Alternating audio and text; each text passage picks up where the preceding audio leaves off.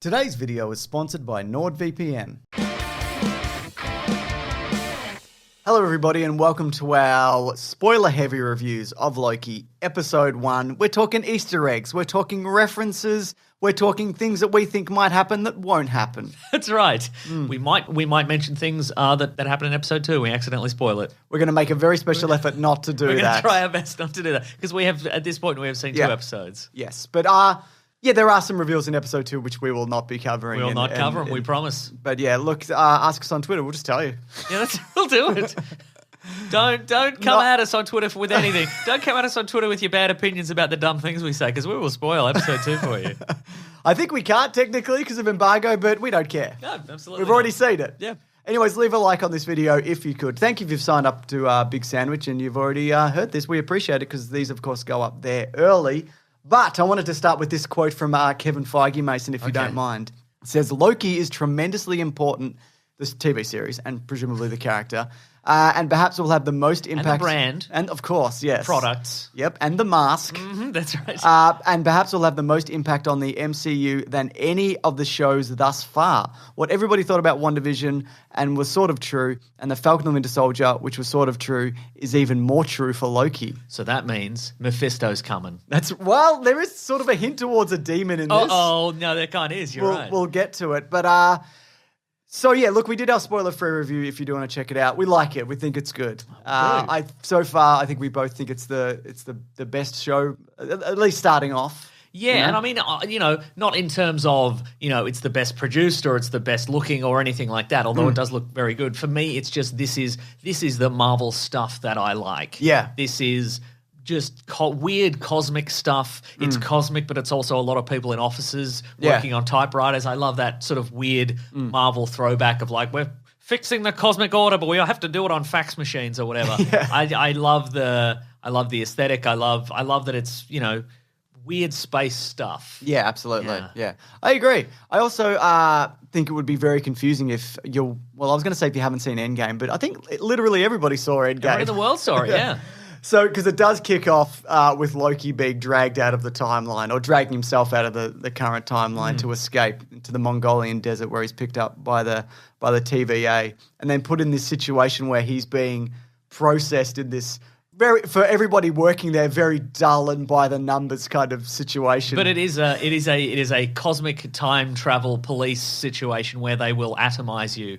But for them, it's just like, all right, we got to atomize 6 more people today. Kind of thing. What I liked about this, I loved the TVA cops who were just kind of like, you'd think they'd be more high tech, but you'd think they'd have ranged weapons. They're just sort of like, they all kind of just, I mean, they're obviously very elite.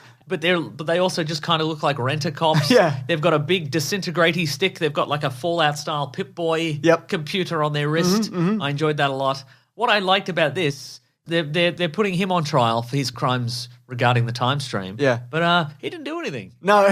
He didn't. It literally was the Avengers, as he points out. He's like, they did the time travel, and I just happened to take advantage of the fact that they went and ruined the time stream. But obviously we exist in a time travel to simplify this time travel universe that TVA just like, well, they were meant to do that, and you were not meant to do this. How would you know? How would he even know? Well, exactly. Like we get it. We get an. There are a lot of fun kind of visitor videos and like instructional booklets and manuals about what to do if you become some sort of time criminal. Yeah. But it seems to suggest that in a lot of instances, a lot of these people who are being put on trial for destroying the time stream had no idea that they were doing it in the first place. They just accidentally took the wrong bus to work. They got sliding doors. Yeah, exactly. Gwyneth Paltrow's next on the ticket. She's going to get atomized. Well, I was going to say, right, behind the TVA are 3 very powerful time gods. The timekeepers, yes. Who are sort of, we learned that in Marvel's cosmic past, there were so many timelines battling for supremacy. There was a time war, a multiverse war, which I'm like, excuse me? Do you want to pull back on that for a second? Which they represent with like a bad Hanna-Barbera 1960s cartoon. And then the timekeepers fix the timeline. It's now the sacred timeline, and the TVA are protecting it at all costs. But, as Loki seems to have an inkling, and I think we all have, who's to say they're right? Yeah. Who are they? Like, they're just 3 weird lizard men. Yeah. Why is their timeline right and every timeline wrong? And that's what I've made a note of here. this whole thing is like a scam, right? It seems like a scam. I think at the end of time, we're all going to get sold Tupperware. And then you can sell Tupperware too. But then you're like, oh, but time ended. I don't have any more. I can't sell the Tupperware. I bought all your Tupperware. Ah! Yeah, so I think there's obviously something else going on here, and they've got an incentive to keep this one timeline in check. Presumably it's something to do with keeping power and whatever. Sure. Or maybe they don't exist. Like, do you know what I mean? It could be just a big front. It's a big Wizard of Oz situation. Yeah. It's just one guy called Gary. Yeah, that's right. Or Owen. Oh, wow. Yeah. Wow, yeah. Speaking of Owen Wilson, great in this. Really Love him. good. I'm so happy he's in this. Good chemistry. I love when they're just having, like, he's explaining, like, you know, various time variations and how the system works. And, like, he's just like, what are you talking about? What do you mean? This doesn't make any sense. They have a good dynamic. I like that a lot. I think we mentioned this in our spoiler-free review, but I like the fact that they're both Mobius and Loki, and Mobius is superior. They're all kind of stubborn. They don't really want to play by the rules. They're all very clever, but Loki is desperate to be like, I'm the smartest guy here, and Mobius is kind of keeping it close to the chest. He's kind of drawing out Loki and being like, why don't you tell me more about yourself? Yeah. Wow, that's really wow. There's a surprising amount of just people having conversations in this. Yeah. But I'm not bored by them. I'm liking it. I think that really works. And just before I talk about Loki, I love how he's about to go through this machine to get scanned, and he's like, and they're like, oh, it'll atomize you if you're a robot. And he's like, what if I am a robot? He doesn't know if he's a robot, which might be a nod to like LMDs, because some life model decoys don't know that they're life model decoys. That's true. Same with Doombots. A lot of the Doombots don't know that they're not Dr. Doom.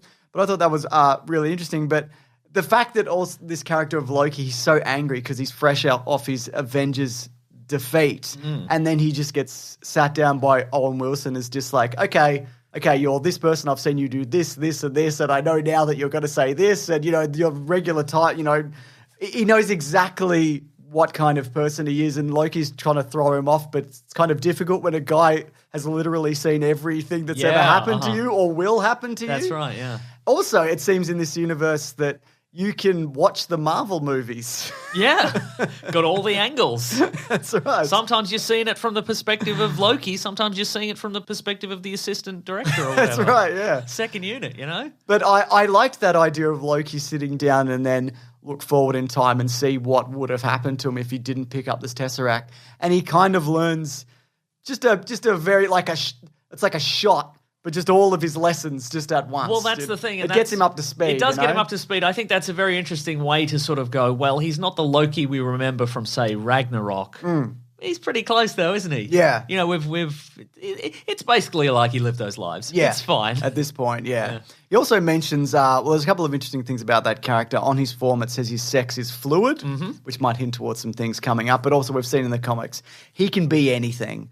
So, be a horse if he wants. He can be a horse if he wants. And he also mentions about how he's the God King, or he wants to be the God King, which is another character from the comics. Yeah, right. Like this benevolent monster. We talked about in our we did a Loki cameo video on all the different Lokis that might show up. But I think I may have woefully underestimated how many Lokis there may be showing up in this series. Yeah.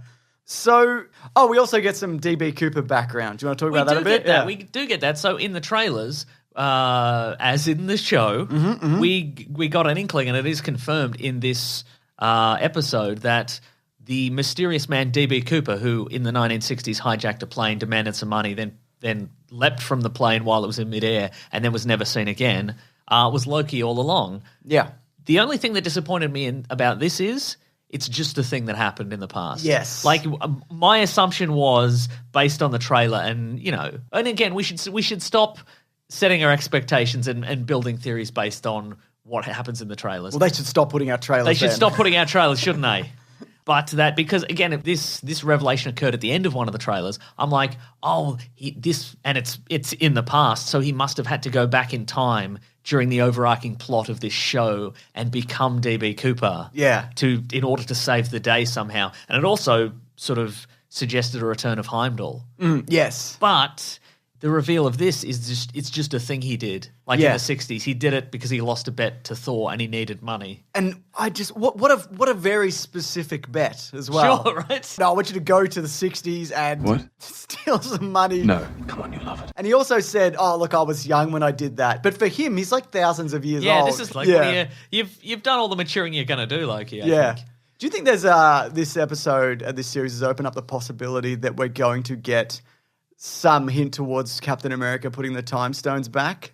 Because that is a time travel dimension spanning adventure that he has to go on to return all the Infinity Stones. Oh, you think maybe they'll cross paths? Not necessarily, but maybe they will bring it up. And even like down the line, is him doing that, does that alter the time stream in any way? Or was that supposed to happen? I think that was supposed to happen. Okay, yeah. You can completely mess with the time stream. Yeah. As long as it was meant to happen.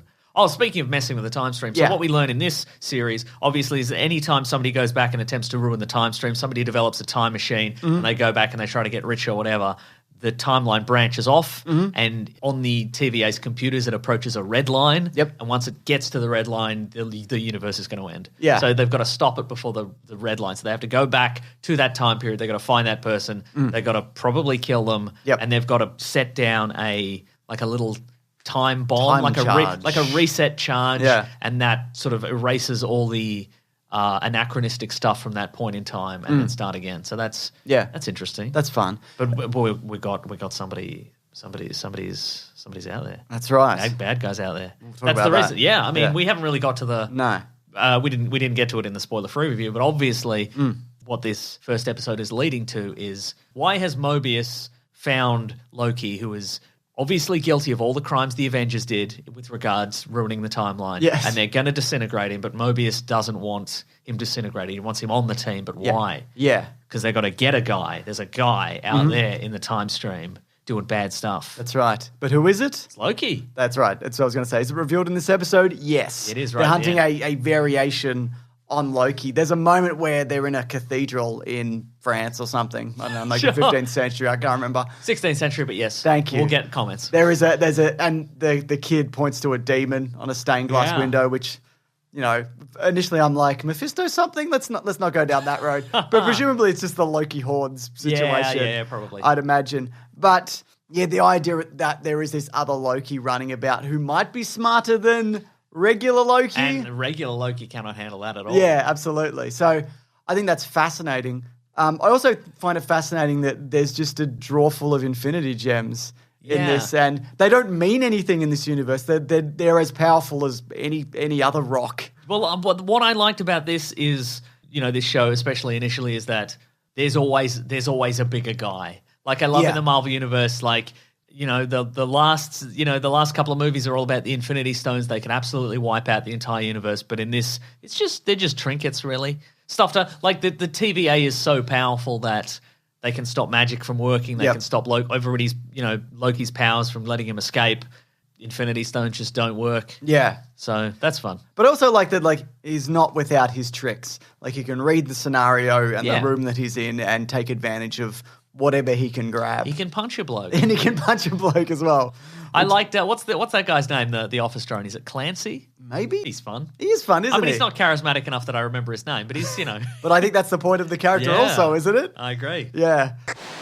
My goodness, it's time for an ad already. I love how it just sneaks up on you. It's such a pleasant surprise. Specifically today, though, we're talking about Nordvpn because Nordvpn protects you and your data by hiding your IP address, which essentially means your actions online can't be traced to you. They also have a very strict no logs policy, no tracking, collecting or sharing of any of your private data. But not only that, you can enjoy worldwide and instant secure access to hundreds of streaming websites around the world. For example, did you know that outside of the US of A, Disney Plus has a whole section called Star, which is dedicated to a variety of properties covering action movies, classics, dramas, adult animation, and more. There is so much of this available on literally every streaming service if you just do a bit of a poke around using NordVPN. The other thing is, I don't need something else throttling my terrible internet connection and speeds, which is why it's good that unlike other VPN services, NordVPN doesn't sacrifice speed for security. Take your internet safety seriously right now and get a 2-year plan at a huge discount at nordvpn.com/Mr. Sunday Movies and use code Mr. Sunday Movies to get 1 additional month for free. It's risk-free with Nord's 30-day money-back guarantee. And it's so simple to use. It just sits unobtrusively until you need it. And like I said, it's risk-free with Nord's 30-day money-back guarantee. So that's nordvpn.com/Mr. Sunday Movies. And with the code Mr. Sunday Movies, get that 1 month additional for free. Love it. Check it out. On with the video. Let's all do the rest of the video together. Oh, Kevin Feige's also got an interesting quote about the variations on Loki that we're going to see. He says, part of the fun of the multiverse and playing with time is seeing other versions of the characters. So I think it's not just going to be other versions of Loki we're going to see. Versions of other characters. Yeah, that's right, exactly. So, I mean, people could be right. This could be tying into Multiverse of Madness, could be tying into What If. Yep. Could be tying in all kinds of stuff. Michael Waldron, who's the head writer, has also said, this is in regards to upcoming cameos. And I hate to get people really excited for upcoming cameos, but this I is love it. Let's do it. This is from him specifically. There's a Captain Marvel level cameo. If they were within... Robert Downey Jr.'s in this. If they were within the rights and legal could clear it, there was no reason we couldn't try to chase them down in regards to cameos. Expect the unexpected. Oh. Paul Bettany again? I don't know. Oh, yep. Double definitely. Paul Bettany? Yeah. I think that's fascinating. I've just written down here, just bits and pieces. Just bits and pieces I want to talk about. Here's a bits and piece. Mm-hmm. I bet windbreakers with the word variant on the back are going to be very popular on the internet. No doubt. Shortly, yeah, absolutely. Also T-shirts with Kablooey on them. Kablooey brand candy. Yep, definitely. Yeah. People painting their teeth blue. Yeah, that's fun, isn't it? Mm-hmm. You could just eat a blue lolly. You don't need to use actual paint. No, I'm going to use paint. I'm going to use lead paint. And I'd recommend all our viewers do as well. Excellent. So here's a bits and pieces. There's a nightmare department. What does that mean? Is there? I didn't see that. There's just mention of there's a nightmare department. And then like the multiverse war that happened, they just kind of breeze on past it. Huh. Does it mean like dreams? Does it mean as in nightmares in the Doctor Strange villain? Like what is that? Maybe it's just Nightmare's department, He does accounts, but they call it a nightmare department because that guy's a bloody nightmare to deal with. He's nightmare. like, I'm not covering that expense. It's coming out of your own pockets. Oh, this guy's a bloody nightmare. The other thing is Thor: The Dark World gets a lot more play again. This movie that, seemingly didn't mean anything when it happened. Mm-hmm. We keep coming back to Thor: The Dark World specifically. Right. I guess because it's Loki. I mean, you're going to come back to Thor: The Dark World. And the last point is that there is a predetermined timeline for literally everything that happens in the MCU. For now. I think that's probably going to change, but that's interesting that everything that happened at this point and will happen in the future, it's all supposed to happen. It's been preordained, There's no free will, except maybe inside this agency to an extent. Yeah, right. But everything is supposed to happen the way it's supposed to happen. But again, I think that's going to branch off because we are getting various multiverse situations happening in movies and TV shows. I wonder if the timekeepers who have seen only statues of and have supposedly, locked down this timeline, perhaps they've locked it down to, end people's free will, again, to sell Tupperware. And at the end of this, perhaps that their hold on the timeline will be broken and will be like, yay, free will. Yeah, absolutely. I said that with a lot less enthusiasm than I thought I would. Yeah, free will, I guess. Free will, I guess. Oh, God. This could go anywhere, couldn't it? Yeah.